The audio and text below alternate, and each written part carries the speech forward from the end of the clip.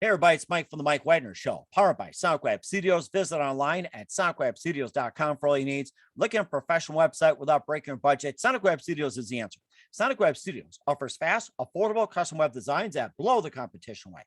Call today, 1-800-303-3960. That's 1-800-303-3960, or email to support@soundwebstudios.com. Mention the Mike Wagner Show, get 20% off your first project. Sonic Web Studios, take your image to the next level. Also, time to give official shout out to our official sponsor of the Mike Wagner Show, international warring author Mia Molson-Zia. If you love fast-paced mysteries, you'll love Missing by Mia Molson-Zia. Available on Amazon, paperback, and ebook. Missing is fast-paced and intriguing with an unforgettable twist. Takes place in 4 countries, 2 strangers, 1 target, where truth is an illusion and those you love will be the first to go missing. It's available on Amazon and paperback and ebook. Missing by Mia Molson-Zia has garnered great reviews and even loved and endorsed by Howard celebrities, including Joanna Cassidy, Forbes Riley, and many others. So grab your copy today for Goes Missing by Mia Molson-Zia, available on Amazon. Also, check out the Mike Wagner Show on over 30 podcast platforms and the MikeWagnerShow.com, including Facebook, SoundCloud, Spreaker, Spotify, and iHeartRadio. Also, Anchor FM, iTunes, Google Play, Amazon, Audible, Apple Music, and more. Take us with you on any mobile device. Subscribe to the Mike Wagner Show on the YouTube channel. Follow the Mike Wagner Show on Instagram and Twitter today. And for great gift ideas, go to Amazon.com and check out the Mike Wagner Show podcast. T-shirts, pop sockets, throw pillows, tote bags, makes great gifts year round. Go to Amazon.com, check out the Mike Wagner Show podcast. And for more great gift ideas, go to Amazon.com/Mia Molson-Zia for great books like Missing, Once and Wrinkles, and cool merchandise, T-shirts, pop sockets, throw pillows, as well as hoodies and phone cases and more. Amazon.com/Mia Molson-Zia. And don't forget to support the Mike Wagner Show on Anchor FM, as well as PayPal and PayPal, Anchor FM, and the MikeWagnerShow.com. Make sure you donate generously today. We're here with a terrific gentleman who's a former pro wrestler of 20 plus years as Chace Rawlings in Baltimore, won numerous titles in the EWA and a number of matches.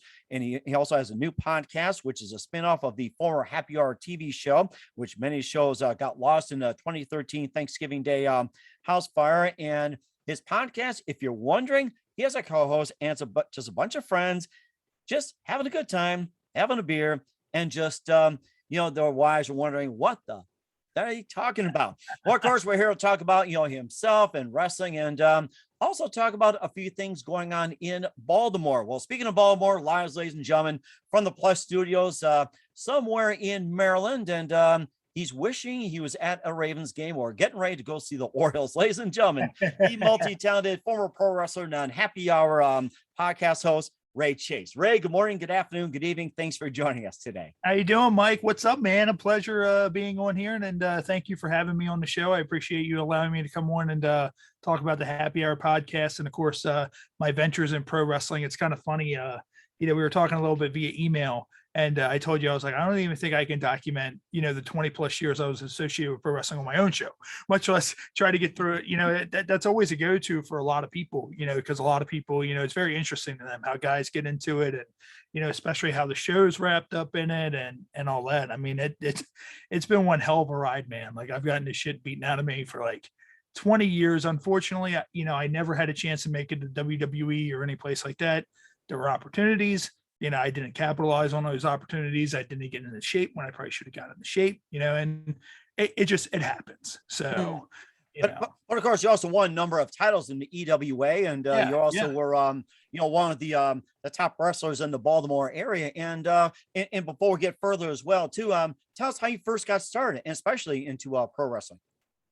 Well, shit. I mean, I grew up, watching pro wrestling. 1990, I'll never forget 1990 Survivor Series.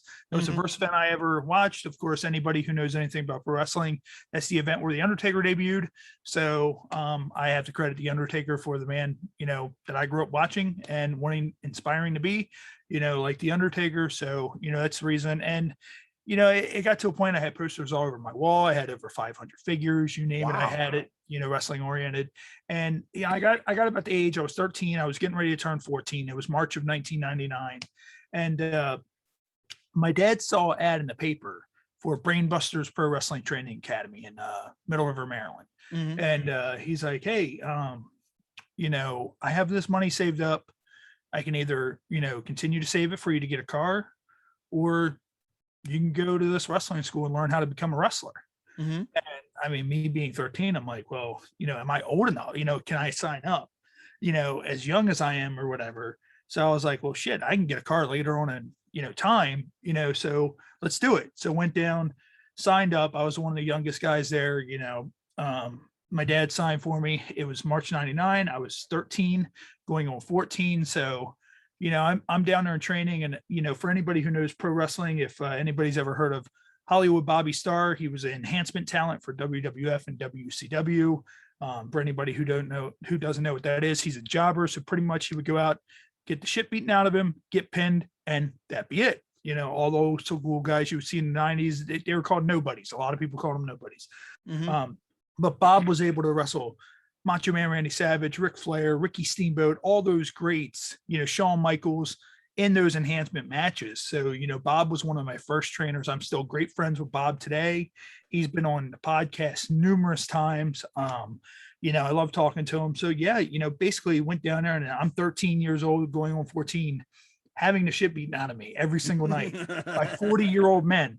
So, that's a thing that over time, and in Maryland, you can't get a license to become a professional wrestler until you're at least 18. Oh, wow. So, I got all that experience under my belt, when I started training, and I officially wrestled my first match when I was 19. So, all that time building up, that once I finally made it, I left Brainbusters, went to Bone Breakers Pro Wrestling Training Academy for Maryland Championship Wrestling for a little bit, left there, and then I landed at the EWA Pain Factory, which is where I got my start in EWA. Right behind me is my EWA Hall of Fame, award that I have up on my mantle. So, oh, that's amazing, including the Baltimore Oriole mascot. I'm sure he would love to wrestle. yeah, and actually a base from Camden Yards. That's right there behind me. Oh my gosh, wow. So, but no, I mean it's been one hell of a ride. Like, I mean, I can't sit there and tell you, I don't remember all my matches. And as I said, I'm what they like to call an indie guy. I did a lot of independent stuff, but I had the benefit over the years, anybody who's listening to your program, if they know anything about pro wrestling, if they know anything about WWE, AEW, I had the honor of, before they were famous, when they were young, being able to work with Drew Gulak, who's currently in WWE, Adam Cole, who's in WWE and currently in NXT, James Ellsworth.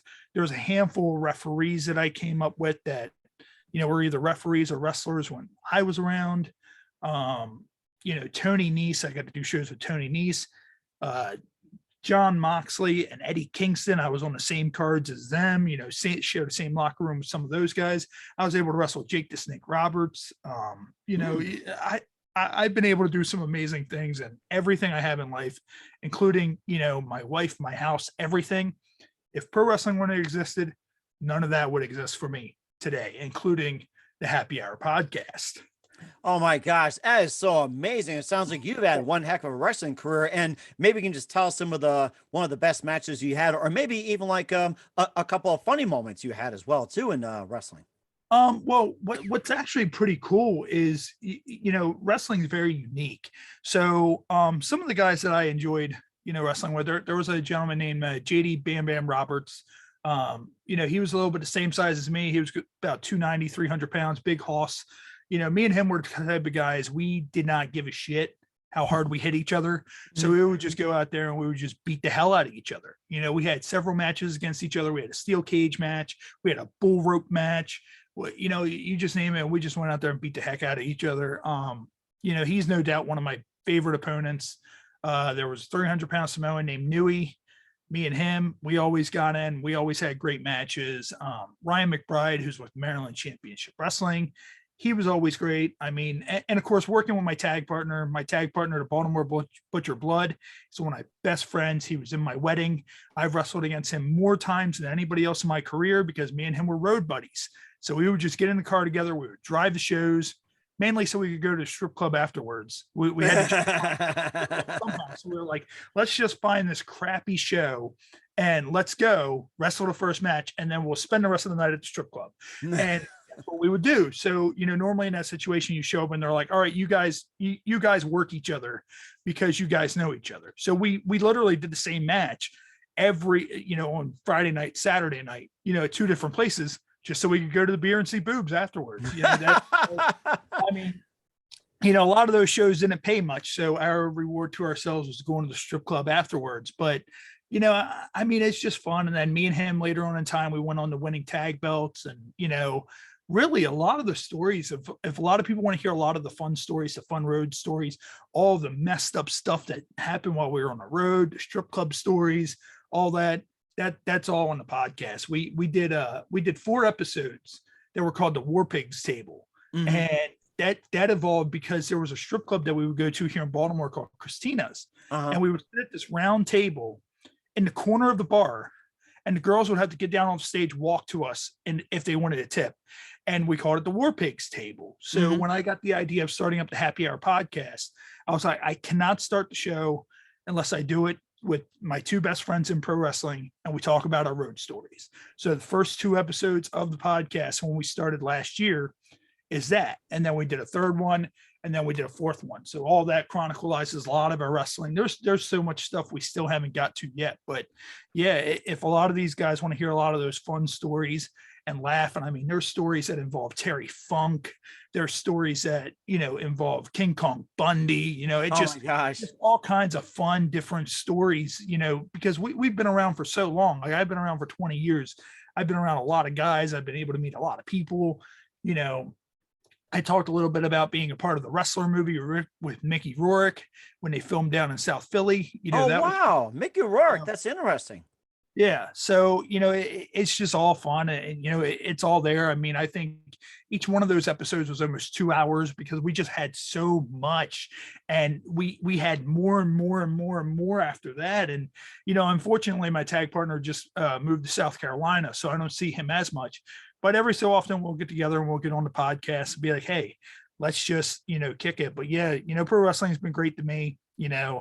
I'm going on 37. So, for me to have 20 some years, 20 plus years, and I'm 37, going on 37. And, it just goes to show I started when I was 13 and, rolled through all the way up until about 2 years ago. And then, that was it.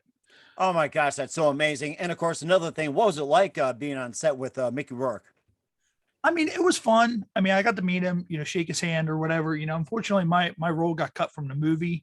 They had an open casting call for any independent wrestlers to be in locker room scenes or just to be extra cast. So I knew DJ Hyde. DJ Hyde owns CZW, Combat Zone Wrestling in South Philly. That's where guys like Adam Cole, Drew Gulak, John Moxley, all those guys, they came up through Combat Zone Wrestling. So, they actually did a scene in the movie. If you saw the movie yourself, there was a scene where Mickey Rourke wrestled Necro Butcher, and it was a death match, and they were using light tubes and all that.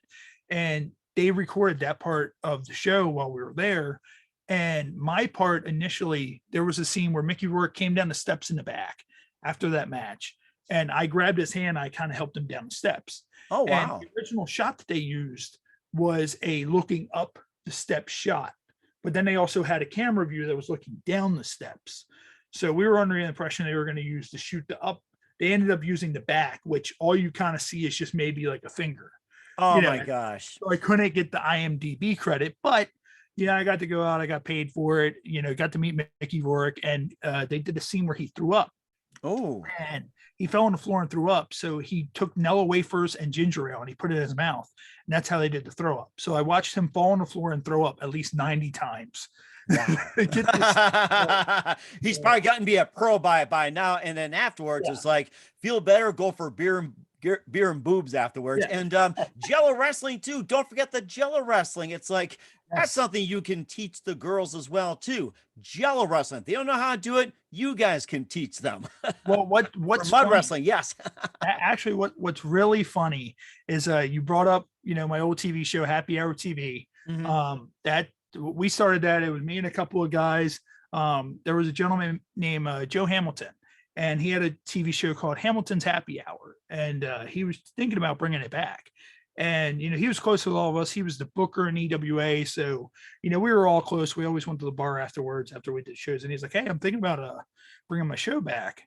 And, you guys are, crazy enough to where, we can do it. And he used to do like all kinds of random skits, like, and this was back in like the mid 90s where he would go down to the city and he would do like the homeless Olympics or, stuff like that. It was kind of like Wayne's World. Wayne's World. I was just going to think of that on an all access. Was it like Carrot Current cable channel and all that? So it's like they did from their house. It was like channel 150 something. Yes, I remember watching Wayne's World. Oh my God. Reminds me of those cable carrier channels we had to watch. It's like, what channel is that on again? And how many people are really watching? You do whatever you want tonight.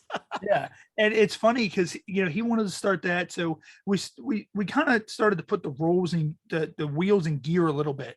And they started to get a little bit of oil on the wheels. And all of a sudden, Joe just kind of flaked. Like he just kind of, okay, gone.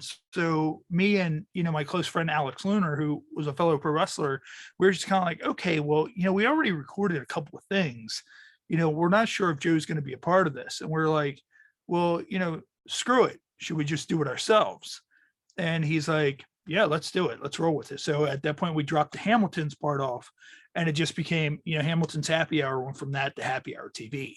And then, we were like, okay, well, what should we do? We kind of thought of the whole premise of the Man Show meets Wayne's World, and then we were like, well, we need to have random little skits. So, but part of it was also a reality show. Like we would get drunk and we'd just turn the cameras on and whatever we were doing, that's what we were recording. And, we were recording some of that. And then, we got in the whole thing with interviews. And really what helped the show out was one of the first interviews we got was with adult film star Jesse Jane. And I reached out. I was like, hey, can we interview you for the show? It's a mature audience's show. It's geared towards men. Can we come out to Larry Flint's Hustler Club and interview you? Sure, no problem. So we came out, we interviewed her. Interview went perfect. And then what she did is she posted it on her official website, jessiejane.com. And that video to today has probably about like 43,000 views on it. So it's one of the highest videos we had ever had. And so, that kind of put the wheels on the gear and they started to turn. And actually at one point we did Jello wrestling, but the way we did Jello wrestling is we had a set that we built, Lunar built the whole entire set in his basement. So we had a set down there and we were like, let's just kind of put out like a casting call, like to all these girls we know. And so the girls came, and I don't know if you've ever seen the movie Old School with Will Ferrell. Old School. I think I might have seen it. I can't remember. I've seen so many movies. It's like, oh my gosh. Too many. There was a scene in Old School where they did lube wrestling in the basement. Oh, and yes. So we stole the idea from that. So we did it in the basement and we put up all these clear tarps, all that stuff in the basement. Our wives are just kind of like, what the hell is going on? Like, what are these morons doing? And so we did that. And they actually did the Jello wrestling in the basement. And even after the fire that had happened years later, we were still finding Jello in various parts, like burned Jello. Oh my gosh, burnt Jello. I've never heard of that. We're going to have to try that one day after having a few too many. Burnt Jello. Let's try that. Yeah. So, I mean, Happy Hour TV, it picked the, and at that point, we were able to interview Sonny Sandoval from POD. We were able, just do all kinds of cool little stuff. And what I did is, along with the Happy Hour podcast, we have kind of like a spinoff called Happy Hour Podcast Fully Fermented. Mm-hmm. So anybody who follows beer knows that, fully fermented beer, is a beer that's ready to go. So it's all of our vintage stuff. I still had almost that entire video library aside from, all the footage that we lost in the fire. So I was like, well, let me do that as a series called Fully Fermented so people can see some of the old stuff that we were able to do. And let's see, the Happy Hour TV stopped, I think in 2013. So, and in that time also me and Lunar had like a fallout, we no longer talk, things happen, with people and it happens. And, people just always kind of ask me, they're like, whatever happened to Happy Hour TV? And, after a while, it got so time consuming because we actually had to go out and physically go to all these places. Zoom didn't exist then, none of that stuff. We had to go to all these places and get all this content. Oh my gosh. Edit all these episodes together. It was just so draining, like mentally. And so it was done. And we're like, okay, so it is what it is. I continue doing the wrestling thing, continue doing whatever. And then I was at a party one night, and my good friend, and he's also a friend of my co-host, Mike Messick. Shout him out. We're actually doing our next episode is live on YouTube this Friday. It's a Friendsgiving episode. We're gonna have on some of our close friends. Oh, and Friendsgiving. Yeah, we're looking forward to it. And Mike's gonna be one of those guys. And we were sitting there drinking at his house one night, and he's, I was telling him about a TV show, and I was showing him some of the stuff. And he looked me right in my eyes and he's like, dude, why don't you do it as a podcast?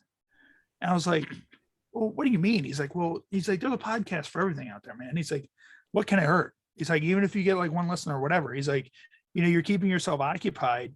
You clearly enjoy doing the show, and it'd be more laid back. You can do it in your basement and just interview people. You don't really need to go anywhere.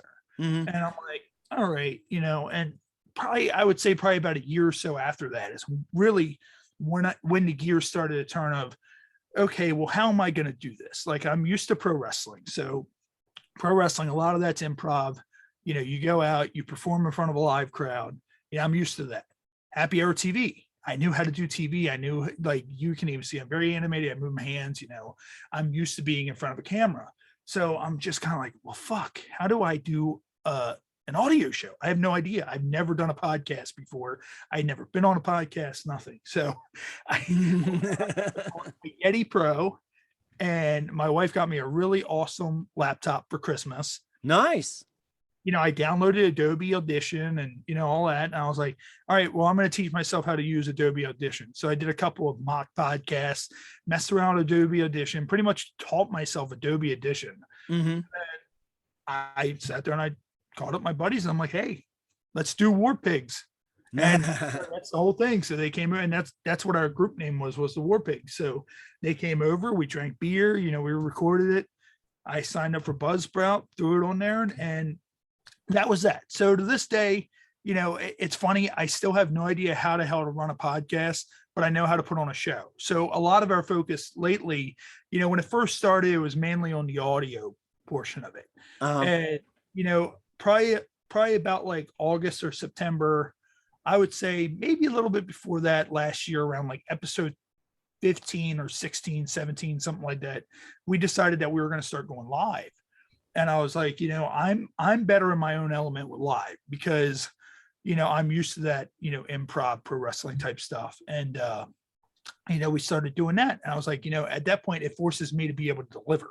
There is no, oh, let's re-record that. There is no, this, right. Yeah. Take, do over like they do in the movies and all that. Yeah. It's just like, sometimes we do as well too. We just let it rip unless, a dog jumps up, cat jumps in front of you, power outage, whatever it is. Yeah. It's like, and I've had that too, where it's like, we have to interrupt an interview just to have fun with, like, a dog jumps on the set, or a cat just like rubs in your face, whatever. Somebody decides to come down, or, lately it's like with that whole homeschooling thing, it's like, parents and all that just run through the bathroom naked or something, or just a towel. It's like stuff like that happens.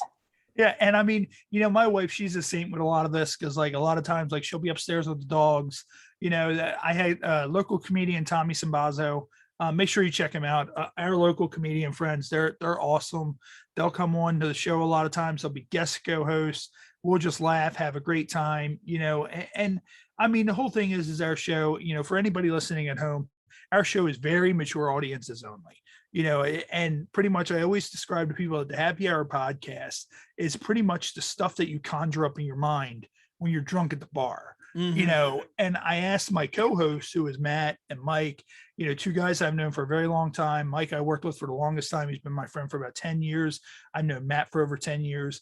We would be sitting there at a wedding, a bar mitzvah, a baby shower or whatever, and we would be just laughing hysterically in the corner, in really serious situations. And our wives would be like, what the hell are you guys laughing at?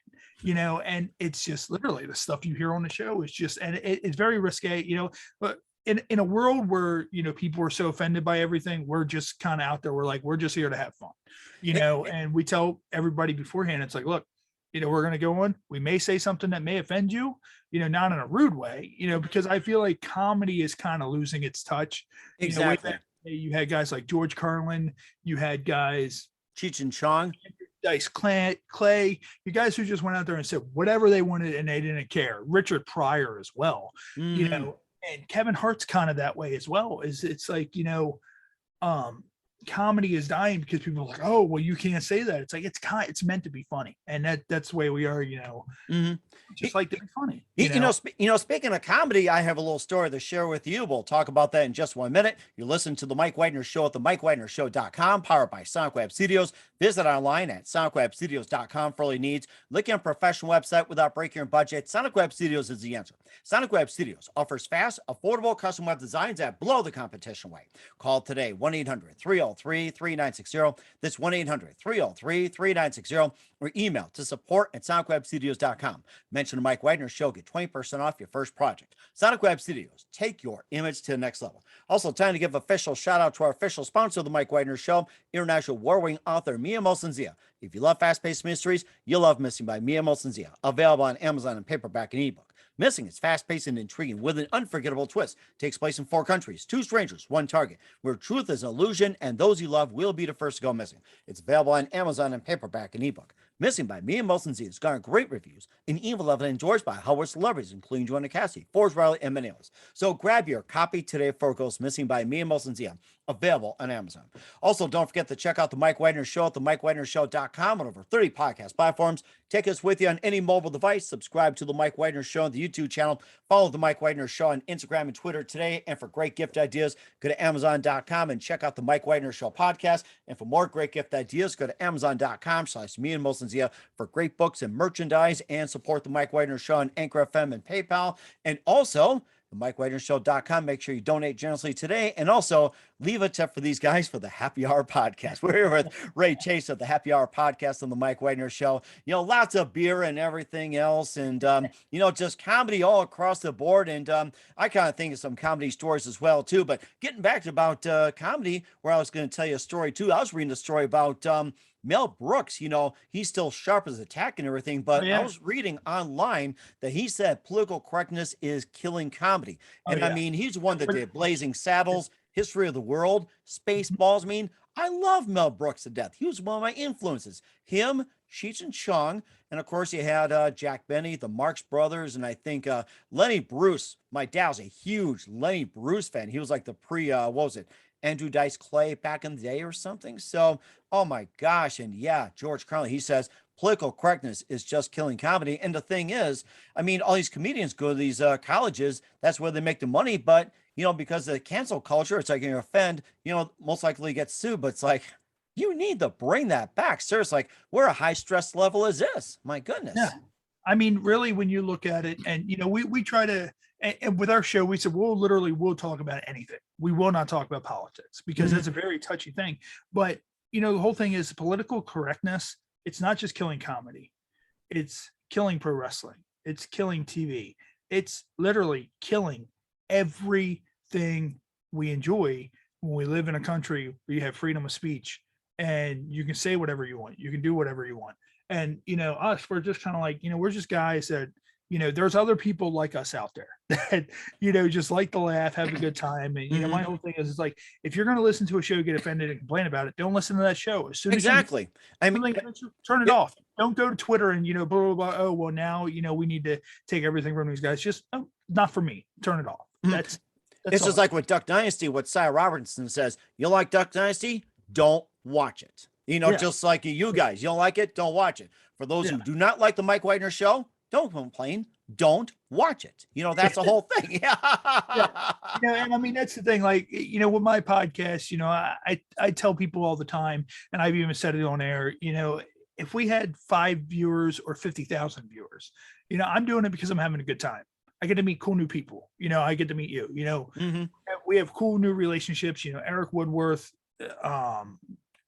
Tommy Simbazo, Ashley Pontius, Justin Schlegel from 98 Rock, all these comedians that are now good friends of ours, Elaine Shapiro, Jimmy Starr, yourself, Mike, we're all meeting new friends, Soho, Johnny, it's all about the relationships that we have. And we get the, it also for me and Matt, we don't get to see each other much. Matt has 2 kids, whatever, unfortunately he wasn't able to make it tonight, but it's the whole thing of us being able to sit down and hang out and have a good time. And if people like it, Okay, cool. And I mean, the show, I'm not going to sit there and be like, oh, we get 50,000 views now. I mean, the show's really numbers wise, nothing to write home about. You know, you look at our YouTube, some of are very high, which are mainly the adult film stars or Jake the Snake Roberts, or, you know, or some are very low. But, you know, it's the whole thing of putting it out there. I try to send merchandise to every guest, you know, any kind of networking I possibly can to get the program out there. You know, that's what I do. And, you know, I'm very lenient. Like, you know, Mike, if there's ever a night where, you know, you're available, I always like to bring people on to guest co-host. So you're always welcome if you want to come on one night and guest co-host with us too. I greatly appreciate it. By the way, where can we find the Happy Hour podcast at? The Happy Hour podcast, of course, we are available on every major podcast platform. Wherever you can find, probably wherever you can find the Mike Wagner Show, that's where you can also find the Happy Hour podcast, or Apple Podcasts, Google Chrome, you know, wherever. Instagram, Facebook. Of course, Facebook, when you look up the Happy Hour podcast on Facebook, look for our personal page. We do have a like page. We don't update that as much. So look up Happy Hour Pod on that, and you'll be able to find it on there, or facebook.com/happy hour tvmd, which is also what our YouTube is. It's www.youtube.com/happy hour tvmd. We kept the old Facebook and the old YouTube from the old TV show. And of course, also, if you can't find us there, www.thehhpod.com. That has the archive of all of our episodes, every place you can find us, and, you know, all of our contact information. So yeah, I mean, you know, it's out there, you know. And the sad part about it is there's a lot of happy hour stuff. So if you go and search and you go to happy hour, you know, there's all kinds of shows that pop up. Yeah. 50 million, like the King Scope. Yeah. It's just don't put Jimmy Buffett in there. Don't do that. He'll probably sue you. Yeah. So if there was a guest, like, let's say if you heard a show, like if there's a guest, so, you know, let's say Jake the Snake Roberts, if you type in Jake the Snake Roberts Happy Hour podcast, it will pop up. So, you know, and that's another reason why we do YouTube live, and we focus a lot more on YouTube, is YouTube is owned by Google. So the search results pop up a lot easier when you look it up on Google, or if we go live, you can Google it and boom. So make sure, find our YouTube, subscribe. We go live every single week. Always check out the live stream. You know, we always take questions from the fans, you know, for the guests, and, you know, everybody interact with us. We did do Facebook Live for the longest time, but yeah, I feel like traction wise, it picks up more traction on YouTube. And also after Facebook had that massive outage and all that. Oh yeah. And of course you have like, you know, imposters and whatever else trying to shut down everything. Oh yeah. And of course, YouTube's the way to go. And by the way, what time's the live stream? Our time varies. A lot of times, like, we don't have like a set time. Like, I know a lot of shows are like, oh, you know, every week we're at this time. You know, the unique thing, it's kind of unique, but it's also confusing at the same time, is that we go on at various times. I could go on Tuesday night at 8:00, or we could go on Saturday during at 4:00. You know, so it's just basically, a lot of times we have a guest every week. So every week we have a guest. A lot of it is based off of whatever the guest's available time is.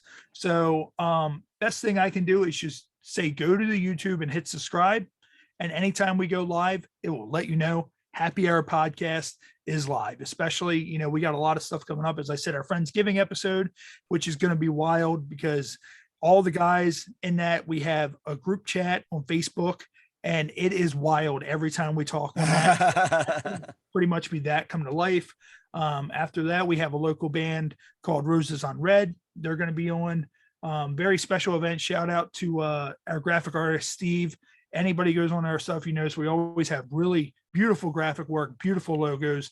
Steve Freeman does all of our graphic work. We have a gentleman, Curtain Jerker Designs. He does all of our guest graphics. You know, shout out to those guys. But yeah, just definitely go on. It'll let you guys know when we're live, and, you know, just come on, have fun, you know, sit down and just enjoy yourself. You know, that's what it is. As I said, the show may not be for everybody, but everybody we've ever had on the show, guest wise, has had a great time. And that's how we just keep on getting guests, is that, you know, people come on. You know, we're not one of those types of shows where we come on, we're like, oh, you know, tell us about yourself, tell us about your background. So everybody knows all that. Like, you know, I might ask to a point, you know, hey, you know, what really got you kind of like, you know, with you, how did you get into wrestling or whatever? But I'm very, like, I listen and I think of stuff. So as soon as someone says one thing that could create a funny comment, I hold on to that. And I'm like, okay, you know, and I'm like, oh, so, you said something, along, and then, kind of make a joke. And then I like for our show, I say on the show all the time, I like for the show to train wreck, for the train to just hit the wall, because once the train hits the wall, that's when everything just, goes funny. I go in with no notes, very few notes. I just like the very keen wrestling term is called on the fly. A lot of guys in wrestling shows, they sit there and they'll talk their match out for an hour. And it's just, I've seen that. Yeah. and it's just like, guys, we're just going to go out there and forget it, and I've been in the ring before where someone will forget something and you just look and they're deer in headlights. All right, kick to the gut, headlock. All right, this is what we're doing, and it's like, that's the thing. You got to be able to call it on the fly. So I do that with the podcast also, because at that point it's unpredictable. It's like, we have a little bit of questions, but we just feed off the energy. Me and Matt feed off of each other, or me and one of our comedian friends feed off of each other. And then also the guest starts feeding, that whole energy gets there. And then it just kind of rolls downhill. And then we also have a bunch of, very fun, vulgar games. I have one that I created. It's called Name Three. And I'll just sit there and be like, name 3 places where you would not want to have sex with a corpse. Something like that. And, we also have, what do you meme, which I'll hold up a photo and you need to meme that photo. The guest memes the photo, then I'll meme the photo. We do Incoherent. Shout out to Incoherent. That's basically a game where I hold up a card and there's a quote in drunken lingo. Like it would say, I like to wear pantyhose, but it's in drunken lingo. I love to wear pantyhose. You need to try to sound it out, and there's hints on the back. And we call this segment Ode to Humanity. And of course, we can't do Ode to Humanity without Cards Against Humanity, which, yeah. yeah. We started off with reading each card the way you actually, play the game. And then one of our comedian friends, Justin Schlegel, he's like, why don't you do it? He's like, it's your show. I don't care. But he's like, why don't you do it to where you read off the face card and then you draw 5 cards and you just tell your guests, you're going to randomly draw 1 through 5. Whatever you draw is going to answer that card. And I found that way's a little bit more fun. And then if they don't like that answer, it's like you get 1 rebuttal, but whatever your rebuttal is going to answer that card. So it could be the most relaxed thing in the world or the most awful thing in the world. And it's like, they can choose of, hey, which one am I going to like? Which one am I not going to like? But yeah, I mean, it's fun. It's a fun ride. Sometimes we'll be live on Fridays. Sometimes we'll be live on Sundays.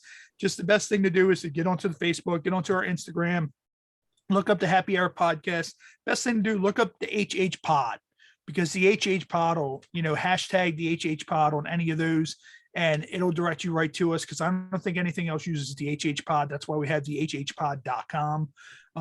And just like us, follow us, subscribe, and you'll know whenever we're going to go live. We're going to have Mr. Skin. If anybody knows who Mr. Skin is, from mrskin.com, he's going to be on the program on December 4th. That's going to be at 5:30 Eastern time. So, 1:30 Pacific time. So make sure you come in, check that out. And of course, every episode will go live. And then a couple of days later, I edit it down into a 1-hour version. YouTube, we do about 2 hours on YouTube. Audio version, I keep at 1 hour to keep the happy hour gimmick. Happy hour, yes, happy hour. That's right. Come to think of it, you're getting some guests on. I'm thinking you probably get somebody from the Baltimore Ravens on too, or even the Orioles. You show me up there too. So yeah, way back in the day, we had Sergio Kendall from the Ravens. He was on Happy Hour TV, and what was it? Winston Painter. He played for the Redskins and the Broncos and a few other teams. He's actually a really good friend of the show. So he also owns a marijuana dispensary in La Plata, Maryland. And he's been on the show a half dozen times. Very good guy. Just kicks it, loves to have a great time. But yeah, and every so often we'll do live stuff. Like we'll go out to a bar like Hysteria Brewing Company and we'll do the show there. We won't really do it on the mic live because, as I said, our show is very vulgar, unless like it's a paid gig and people are paying, to buy tickets just to hear that. But what we'll do is we'll record there and, we still leave it open for the public. Hey, we're going to be here. We're going to have this guest with us. Feel free to come out, maybe say hi, but, don't come out with the intention of being able to hear the show over to the loudspeakers because we're just there for a recording thing. It's a lot easier for me to take 6 people to a bar and record there that we have a good relationship with than to bring 6 people to my house and try to get it all together, in my basement at my house. So, but Yeah, I mean, Mike, as I said, I appreciate you having me on your show, man. I mean, is there anything else you want to know about the show or wrestling? Or I mean, I have plenty of time. What? You know, I'll tell you one thing. I think we have a lot going on as well too, and of course we talked about off the air as well too. You being a passionate Oriole fan, oh Raven yeah, fan, and everything else, and of course where I'm from, it's like we talk a lot of hockey as well too. The yeah, Baltimore Skipjacks. That's right. It's like you guys yes. are legendary Skipjacks. Unbelievable. I forgot about that. Baltimore Skipjacks. Why didn't I think of that? We actually have a bar not too far from my house called Skipjacks. Really? So yeah, so it was named after the Baltimore Skipjacks. So, but yeah, Skipjacks. They have two locations down near where I am. But of course, and Mike, am I wrong? You're in New York, correct? No, I'm actually 40 miles west of Bismarck, North Dakota, 250 miles Oh, south of okay. Canadian border. So the further you go up, the more hockey pucks will come at you, but they're very nice people. So So what's your baseball team? my baseball team, well, considering I grew up in the Midwest. I was born in Milwaukee. I was a Brewer fan. Went to Racine. It was a choice between the Brewers, the Cubs, the White Sox, and then my dad got me a Cubs hat from Jose Cardinal, and then I wore that. Became a Cub fan in instant. I lived the Cubs. Blood Cubby Blue, died Cubby Blue until 2016 when they finally won the World Series. And then it's going to take another 109 years to win a freaking World Series, but it's not going to be the Cleveland Indians, maybe the Cleveland Guardians or the Spiders or somebody else, like that. But I was just telling some people, it's like, they say hell freezes over when the Cubs win the World Series, or the world's Yeah. going to come to an end soon. That's when people come to say after the Cubs won, it goes, Mike, you're a true prophet of God. I says, no, Cub fans been saying for over 100 years. And what's funny is, it's rough being an Orioles fan because I mean, like in my lifetime, we've never made it to the World Series. I was born in '85. Last time the Orioles went was '83. I So remember. Yes, yes. yeah, and but I was too young to also appreciate the '96 and '97 playoff runs we had because '96 I was 10, '97 I was 11, but 2014 that was a different story. I went to both of those playoff games that were at Camden Yards. And I've been a part of a lot of wrestling shows. I've been to a WrestleMania. I've been to so many concerts, nothing. And I'm telling you, and it's going to be hard to duplicate, nothing to this day has beaten the roar that was in that stadium when Delman Young hit that 3-run double to put the Orioles in the lead in the 8th inning against the Tigers. It was Wow. so loud. We were up in the 3rd row. You could feel Lady Camden just shaking underneath your feet. It was so loud it broke the decibel level, and you could hear the fans all the way downtown Baltimore. Oh my gosh. Down and the Orioles thing. And yeah, I know if you've ever went live, and of course anybody listening, go to Camden Yards. It's one of the best baseball experiences you ever have. Not, it's not me being biased, with the Orioles, ask anybody who's ever been to Camden Yards. It's the best ballpark in all of baseball. A lot of ballparks have been modeled after it. Pirates, Nationals, a lot of the modern day ballparks were modeled after Camden Yards. When I go to them, I look at those ballparks and I see Oriole Park in those ballparks because they were modeled after that. But yeah, Baltimore fans are insane. We do the whole when they're doing good. And then one thing that if you've never been to Baltimore, we ruined the national anthem. So say, can you? Yeah. Well, it's funny because have you ever been to an Orioles game, Mike? I've never been to Baltimore, but now you're making me want to go. In fact, I'm going to punch in my ticket to go over there. And wait, I got to drive there. I forgot. It's like you got to do all this COVID BS and everything else. So I'm going to drive. Thank you as soon as I get done with you. So keep the light on for me, will you? What's funny is with Camden Yards, of course, Baltimore's known for the national anthem. The national anthem was written in Baltimore. Francis Scott Key wrote the national anthem. We have the Francis Scott Key Bridge. So the national anthem was written here. There's a lot of rich history with that in Baltimore. So when they recite the national anthem, when they get to the point of, oh, can you see? Oh, say, can you see? Everybody, if there's 40,000 people in that stadium, everybody, when they get to that goes, oh, as loud as you can. And if Wow. anybody has never seen it before. They look around like, what? And Baltimore is the only place that does it. And a lot of people got mad. They're like, oh, that's disrespectful to the national anthem. It's like, we wrote it. We can change it if we want to. And that's a Baltimore thing. I've seen Joan Jett. I think it was an NBA playoff game that was like in Milwaukee or somewhere. And Joan Jett sang the national anthem. When she sang it, she yelled the O because she's from Maryland. Oh, I didn't know that. Yeah, and if you ever go anywhere and someone does a national anthem and you hear someone ridiculously yell, oh, when they get the O say, can you see?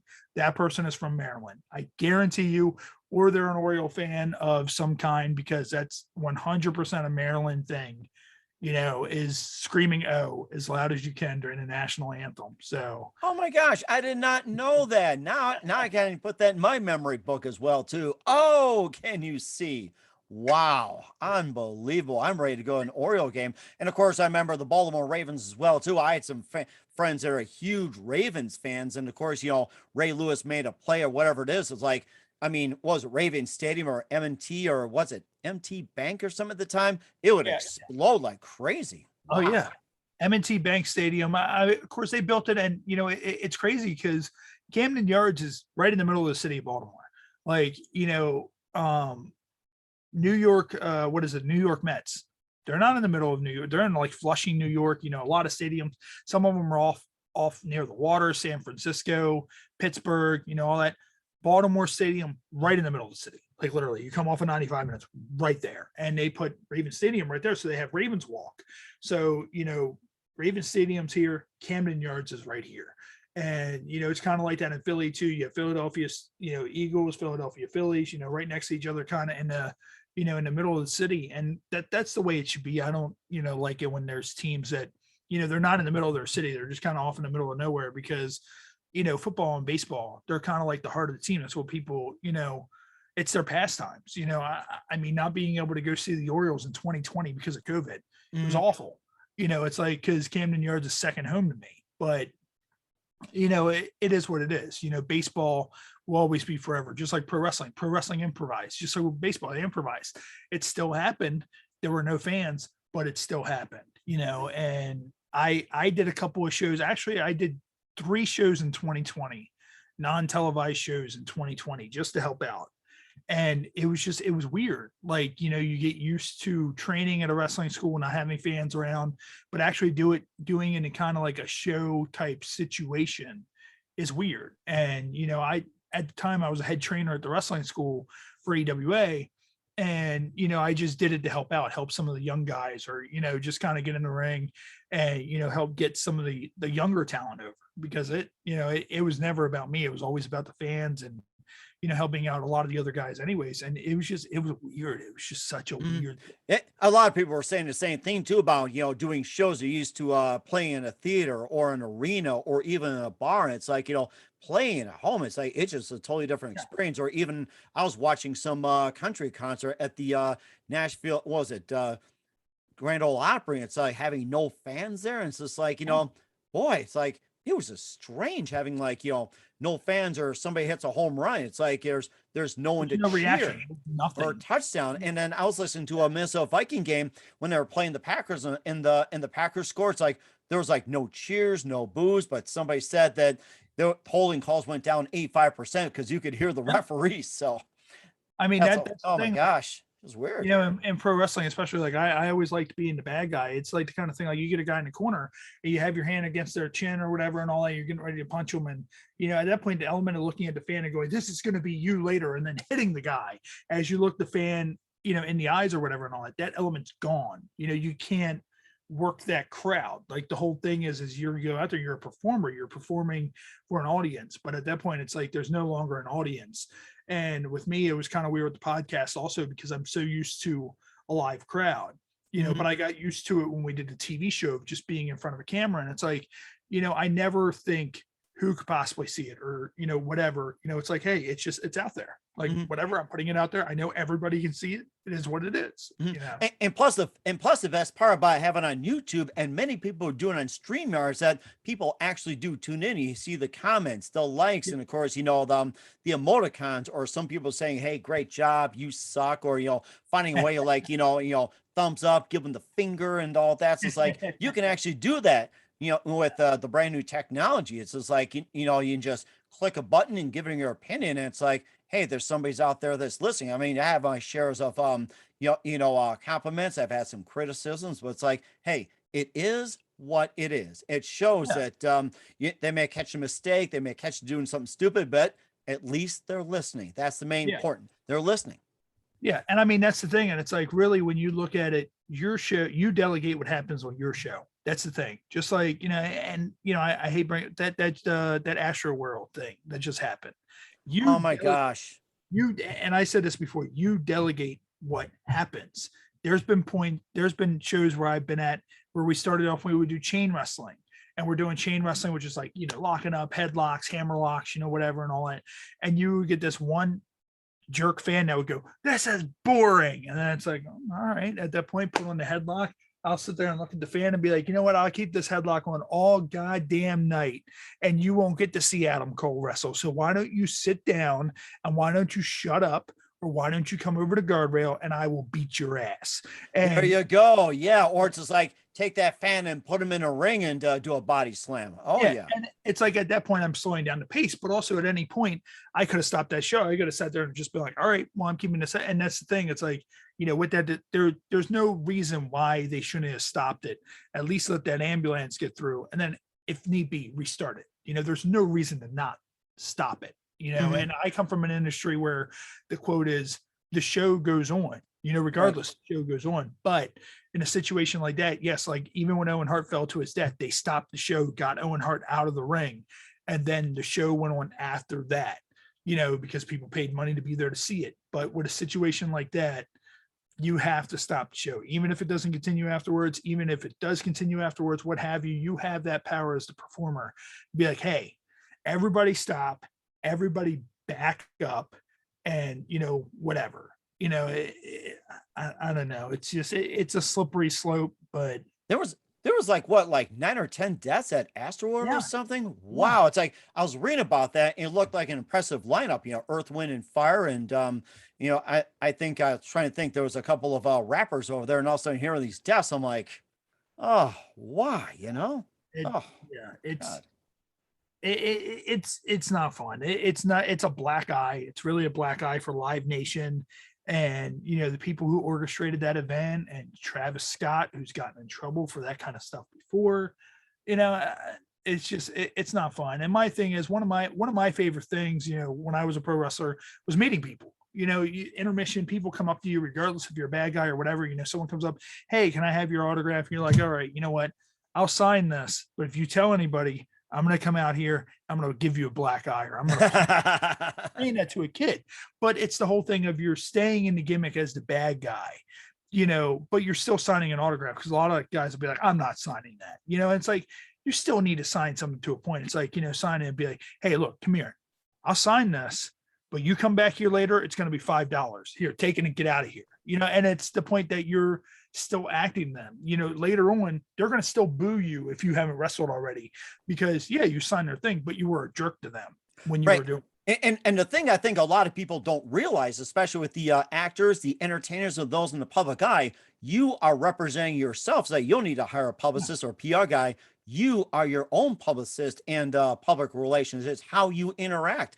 And of course, Willie Nelson and all his concerts plays for the fans. He signs and smokes weed, whatever it is. That's why he's so well liked. And you got some jerks out there who, there's quite a number. I'm not going to rattle off a bunch. It's like they're getting like, just out of the business because they won't sign an autograph. They tell somebody to fuck off or whatever it is, and everything like that. So it's like, I mean, the thing is, they ask for an autograph. They're like, sure, why not? And if you hate somebody, give them the autograph. Why not? They'll be a friend later. And I remember going through a parade and dishing out candy. And there was like a couple of bullies who I hated. I says, here, have some candy. and they became good friends later too. So it's like you never know who you're going to make your day when you oblige, you'll sign their autograph, take a picture, smile, and everything like that. You never know. You'd make your day a lifelong friend. And of course, that story be out there. It's just like, that will just, yeah, it just goes a long way. I mean,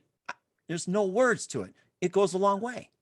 I mean, that's the thing. It's like there's never a reason to turn somebody down. One thing I've always, and I'll kind of, because I know we're kind of getting short on time or whatever with the show. But I'll kind of, close a little bit with this, is that being humble, that goes a long way. It does. Like, I never made a lot of money wrestling. I barely make any money at all. I sell a few t-shirts for the podcast every so often. Mhm. But it's the whole thing of being humble, being humble of, the fans who paid to see you, going out there, making them feel good, giving them the best show you can, sign autographs for them, with the podcast, trying to find interesting guests, doing it every single week, taking time out of my schedule to do that. Because even if it's one person, they're having a bad night, they go on and be like, hey, these morons from the Happy Hour podcast are going to make me laugh, Oh yeah.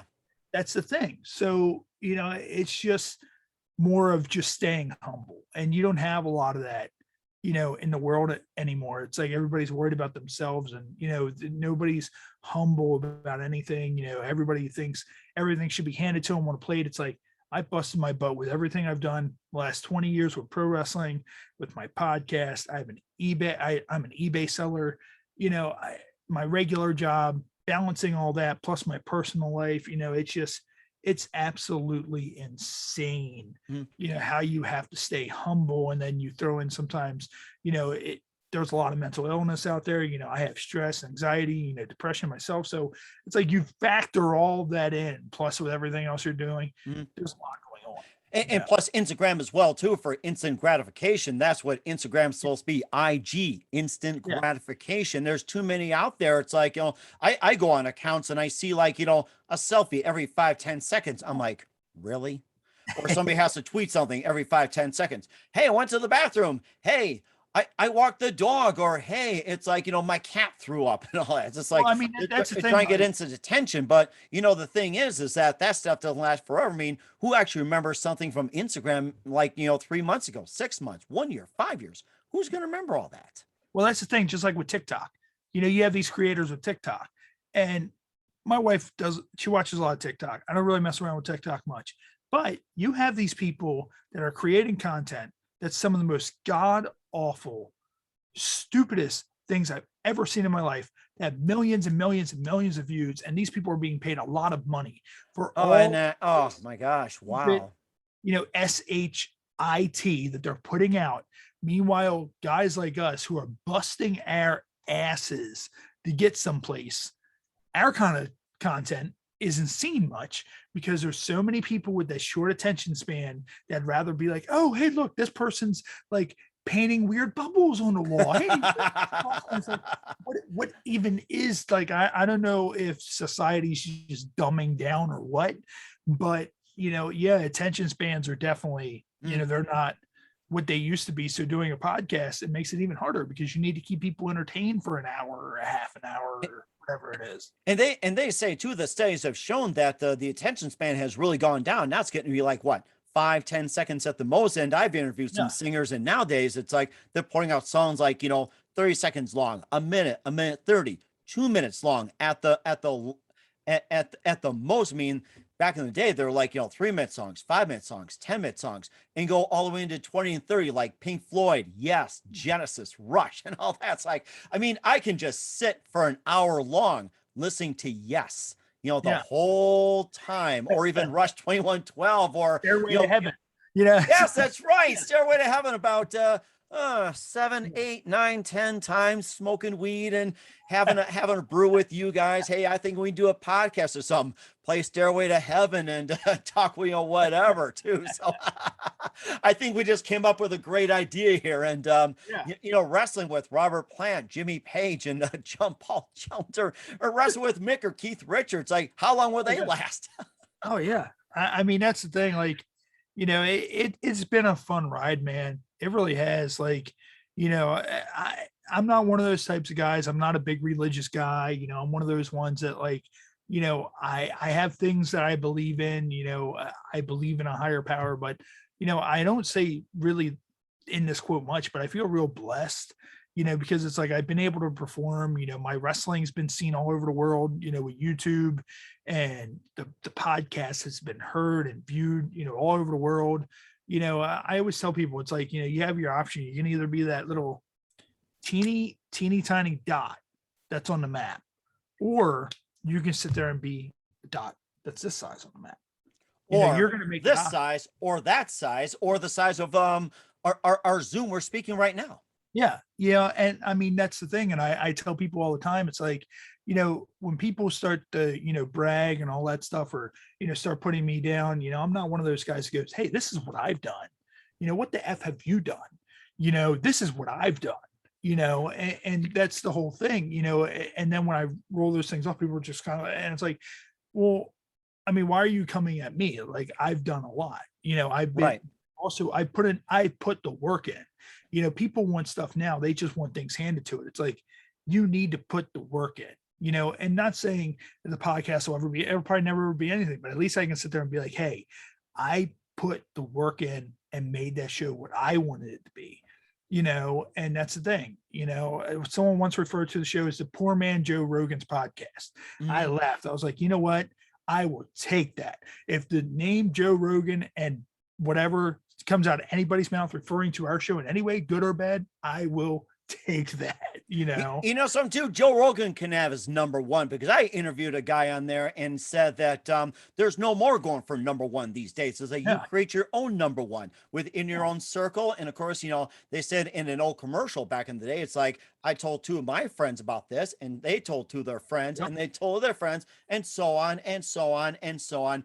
And that's how you build your circle, and that's how you build your number one right there. So I just tell somebody asked me, what are your chances of being like Joe Rogan? It says, Joe Rogan can have his number one. He's been doing it for like 13, 15 years, as far as I know. It's like, I've got my own number one. It's like, I don't have any competition. The only competition is me. I got to say that. And we're all working together. We're here to share information. We're here to learn off each other. And if you need my help with any way, shape, or form, help you with the podcast, you let me know. I will, man. I appreciate it. Definitely. And just real quick, what you just described in pro wrestling, that's what you call building the town.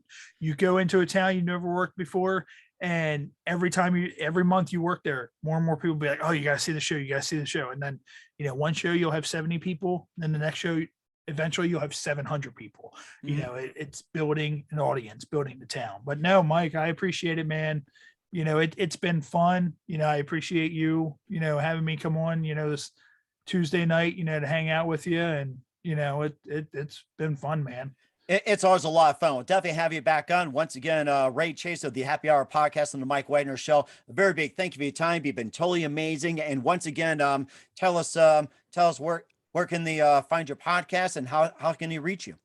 Of course, the podcast, main place to find it, www.thehhpod.com. That'll have all of our Facebook links, all of our Instagram links, all the places where you can find the podcast. Of course, the podcast is available on every major podcast platform.